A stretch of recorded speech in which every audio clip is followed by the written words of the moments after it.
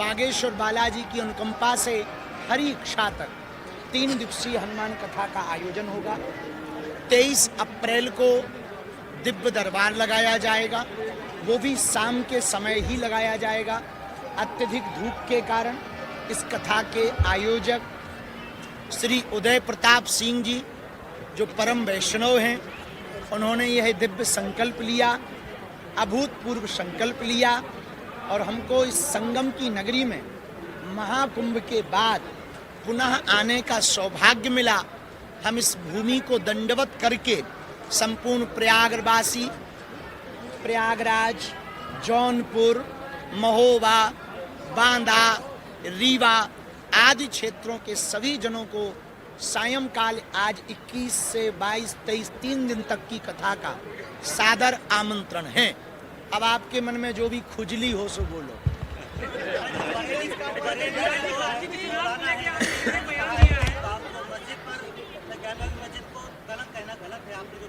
हैं जी, हमने ये कहा कि विश्वनाथ जी के बगल में जो कलंक लगा है वो कलंक मिटेगा और भगवान शिव की नगरी में बहुत ही जल्दी वहाँ पर ज्ञानवापी के पास में रुद्राभिषेक होगा भगवान शंकर।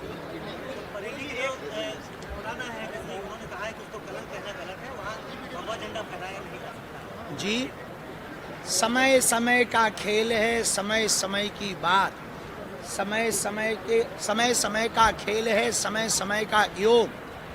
करोड़ों में बिकने लगते हैं 2 कौड़ी के लोग।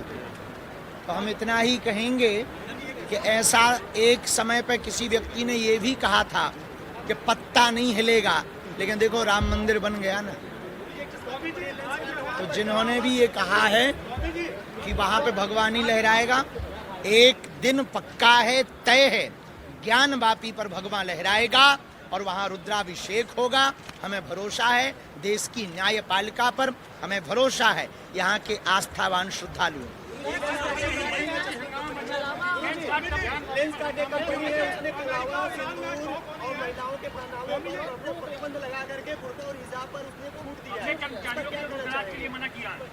ये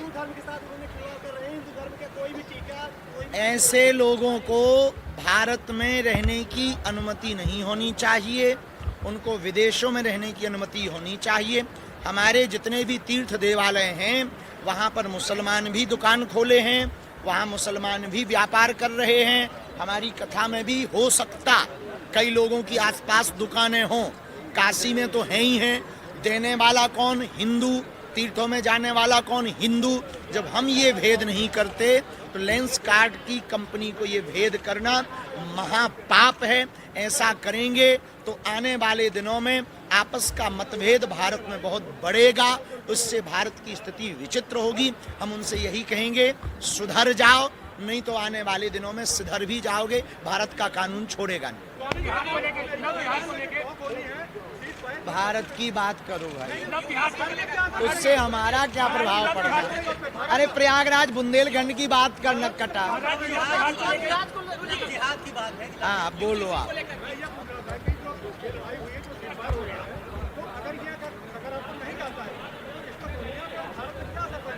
देखिए वैश्विक रूप से देखो, तालाब में पत्थर फेंको या डायमंड, तरंग दोनों से उठती है।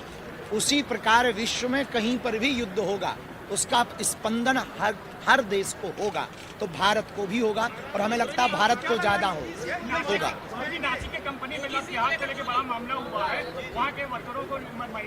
उस पर हमने बोल दिया है कि सुधर जाओ वरना भारत का कानून सुधारेगा। और महाराष्ट्र का कानून बहुत अच्छा है और महाराष्ट्र में इस बात को लेकर के बहुत प्रबल, वहाँ के हमारे यशस्वी मुख्यमंत्री बहुत ही प्रिय श्री देवेंद्र फडणवीस जी सैद्धांतिक रूप से, वैचारिक रूप से अपनी परंपरा को बहुत प्रबलता से मानते हैं।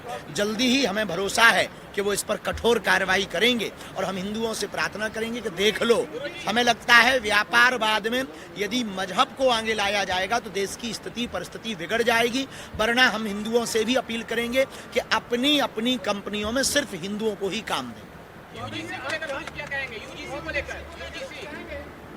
आप बताएं क्या कह दें, आप क्या सुनना चाह रहे हैं?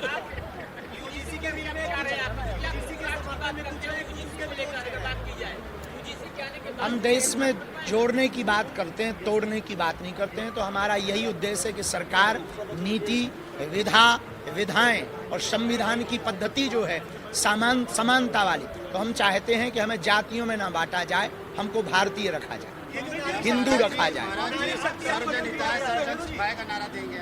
जी सर्जन हिताय सर्जन सुखाय, तो उसमें दिक्कत क्या है? आप क्या अपना भर सुख चाहते हो का? हम तो कथा सर्वजन हिताय सर्वजन सुखाय ही है, कन्या विवाह सर्वजन हिताय सर्वजन सुखाय है, कैंसर हॉस्पिटल की सेवा भी वही है। धार्मिक तीर्थ स्थलों से सबके लिए, हित के लिए और सबके सुख के लिए ही कार्य किया जाए। योगी जी ने कहा है कावा नहीं बनने देंगे। क्या कावा नहीं बनने देंगे? हाँ, तो भारत में काबा की क्या आवश्यकता है? हमें आप एक बात भी तो बताओ ना, भारत में काबा की जरूरत नहीं है। काबा जहाँ है वहीं ठीक है, भारत में काबा की आवश्यकता नहीं है। भारत में तो हमें लगता है विश्वनाथ बाबा की आवश्यकता है।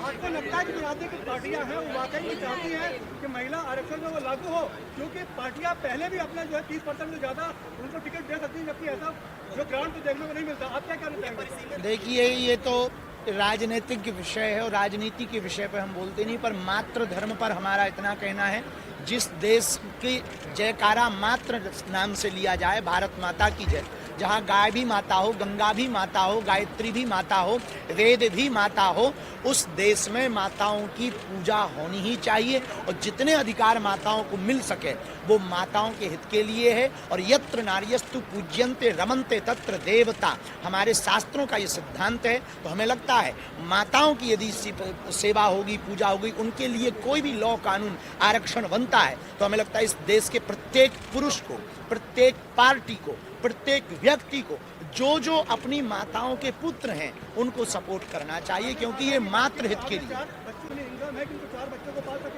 जी, अजगर करे ना चाकरी, पंछी करे ना काम, दास मलूका कह गए सबके दाता राम। जब उनके 30 बच्चे पल सकते हैं तो हिंदू के 4 नहीं पल सकते हैं? महाराज जी, हम सब भारतीय हैं, मगर हमेशा जात, धर्म और नाम पर जिस तरह से बांटा जाता है, उनको क्या संदेश देना चाहेंगे इस मंच से? देखिए, जाति धर्म, जातिवाद, भाषावाद, क्षेत्रवाद से ऊपर उठकर राष्ट्रवाद होना चाहिए, लेकिन अपनी परंपराओं को भी मानना चाहिए। जैसे हम सनातन परंपरा को मानते हैं, तो हम उसके प्रति कट्टर का मतलब ये नहीं कि हम किसी को मारते काटते, लेकिन हम अपने सिद्धांतों को भली पूर्वक मानते हैं, व्यवहार से भी, आचरण से भी, वाणी से भी, और लोगों को जगाने का काम भी करते हैं। तो हमें जातियों में नहीं बंटना चाहिए, क्षेत्रों में नहीं बंटना चाहिए, भाषाओं में नहीं बंटना चाहिए। हमें एक तिरंगे के नीचे रहने की विचारधारा को स्थापित करना चाहिए, पर अपनी मान्यताओं को मानते रहना चाहिए। भारत हिंदू राष्ट्र होगा, उसके लिए प्रयत्न जारी है। और इस वर्ष 4 जुलाई को हम फिर से एक घोषणा करने वाले हैं। उसके लिए इस वर्ष अब हम आगामी दिनों में रथ यात्रा निकालेंगे। ये 4 जुलाई से निकलेगी? नहीं, 4 जुलाई को इसकी घोषणा की जाएगी, कहाँ निकलेगी, कब निकलेगी। और इस वर्ष हम रथ यात्रा करेंगे भारत को हिंदू राष्ट्र बनाने। पूरे देश भर में ये चलेगी? हम लगातार यत्र यत्र अभी लगातार चली रही। अभी उत्तर प्रदेश में वृंदावन में विश्राम हुई है, आगे रथ यात्रा करेंगे। गौ सेवक की आवश्यकता है, गौ रक्षक से ज्यादा। गौ माता को हम लोग जो है पूजते हैं, मानते हैं, तो वर्तमान में गौ रक्षक ज्यादा है, गौ सेवक कम है। देश में गौ माता को बचाना है तो गौशाला नहीं हो पाए, एक हिंदू एक गाय।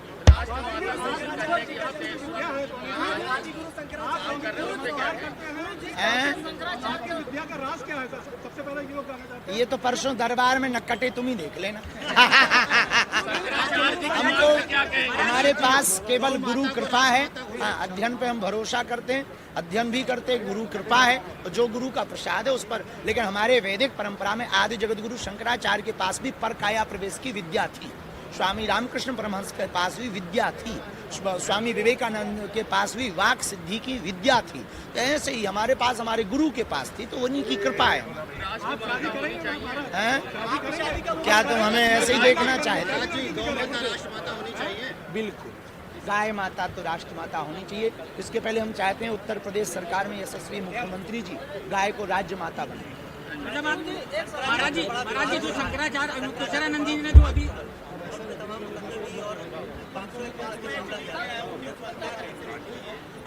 हमें उसकी सत्य असत्य का हमें किंचित मात्र भी पता नहीं है, उस विषय का कि सत्य क्या है असत्य क्या है।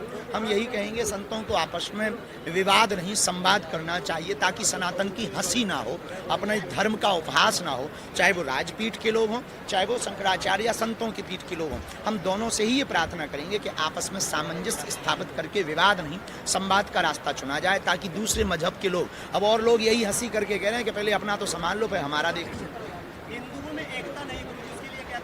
यही सबसे बड़ा दुर्भाग्य और दुख है, इसी के लिए हम प्रयत्न कर रहे हैं। 3 दिन की कथा हिंदू एकता के प्रतीक है।